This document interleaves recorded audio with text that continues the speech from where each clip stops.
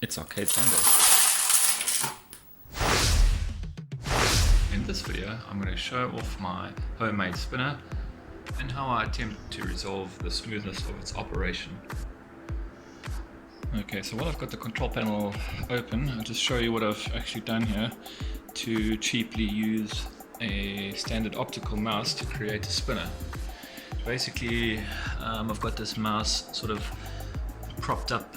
It looks a bit ugly. I could probably do it better today, but I don't feel like it. And this mouse is basically suspended above the control panel by 2 centimeters. On the top side of the control panel, as you saw earlier, it's got this 3D printed dial that basically just fits into there with a hex shape print. Fits just into there like so.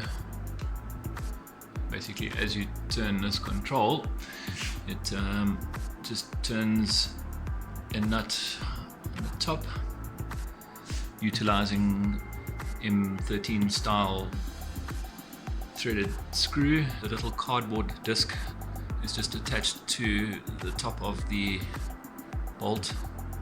The hexagonal thing there is a button lock nut, like this here, for example. Same as that, just had extra one lying around. So again, back to the underside of this control panel, I basically used a what do you call this, a door lock strap, and just bent it around the shape of the mouse, and then a single bolt unscrews here, and then you're able to lift this up and gain access to the mouse, or change the mouse, or do maintenance tasks. Quite a straightforward setup, very simple but very effective. And just for reference, there's the mouse removed there, no modifications at all to the mouse, just a plain standard USB mouse. And there's the little cardboard disc. You can see it's actually had a bit of mouse wear against here. You see its circular motion burnt into the mouse bottom there. Interesting. I've gone ahead and removed the 2 nuts that hold this shaft in place. There's one right up against this 608ZZ bearing, and a lock nut that goes into the top, which the dial then connects into. So I'm going to go ahead and remove this just to show it to the side here. It's just as you can see, standard threaded M13, and I've gone ahead and stuck this lock washer into place on top, along with a cardboard disc just stuck on with press stick. Very simple. Okay, as for what makes this thing turn, there are 2 608ZZ. These are from skateboard wheels. One on either side, one there and one there. The next thing I did was raided my garage stash of rubbish and came up with some washers, and I've selected some that probably will work for this application in order to smoothen up the control. The main reason for me taking this apart today was in fact that the control is not very smooth anymore. I think these bearings have become sort of out of alignment with each other, and therefore causes a snag in the shaft. So I found these washers that seem to, well, hopefully are going to be able to help me. I want to basically install these washers in between the 2 bearings to try and smoothen things out. Let's see how it goes. Okay, so upon removing the first bearing, I found maybe what the whole problem is.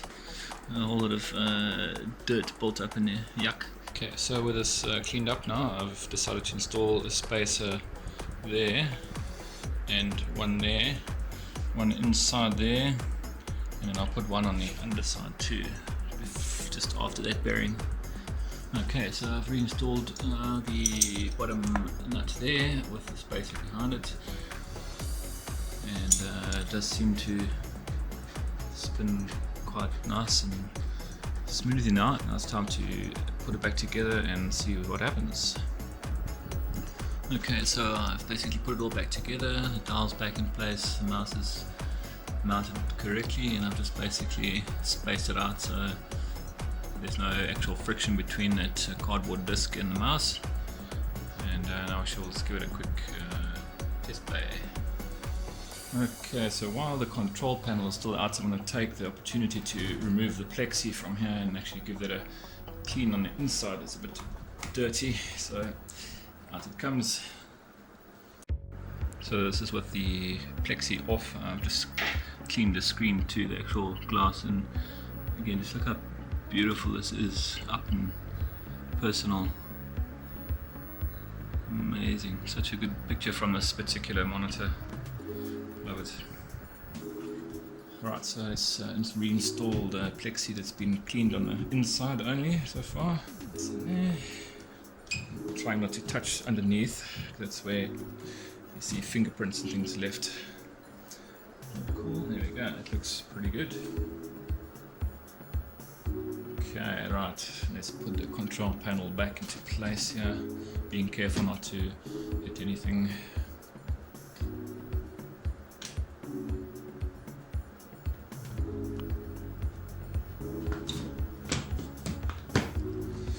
Now, before I reinstall the mounting bolts, I want to just test to see whether everything works. Let's see what happens.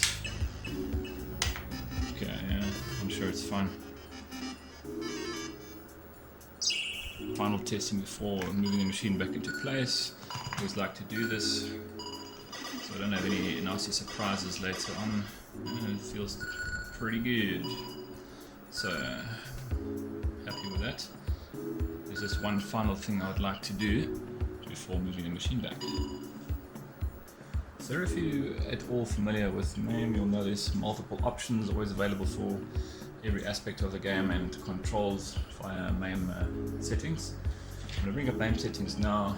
This applies specifically to games that use steering wheels or analog devices or analog joysticks, or in this case a mouse control or spinner. You'd use analog control settings to adjust certain settings. Now this is per game, so every game that you enter, the settings for with analog control settings, the settings you make in this game will apply to the game you're playing and not to all games that use analog controls. Again, for Arkanoid, just playing with the dial speed versus dial sensitivity. These are probably the two, well, usually are the only two that you ever actually have to play with to get it right. Sensitivity would refer to how sensitive the control is to the touch, 20, and then dial speed, perhaps speed up slightly to 20 as well. Let's just see how that goes, and the only way to test it really is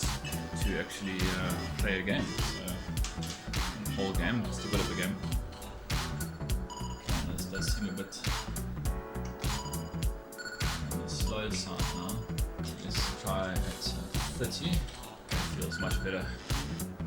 I think that's about right. So for my particular setup with the Microsoft optical mouse, a dial speed of 30 and sensitivity of 20 works for me, or mileage may vary. Every mouse is different. Every analog control's got different sets of acceptable use cases. Right, so everything's up and running, looking good, and I took this opportunity to add a game that I haven't had on here for a while, which is Tempest. So let me get to adjusting that and play some games. Cheers for now.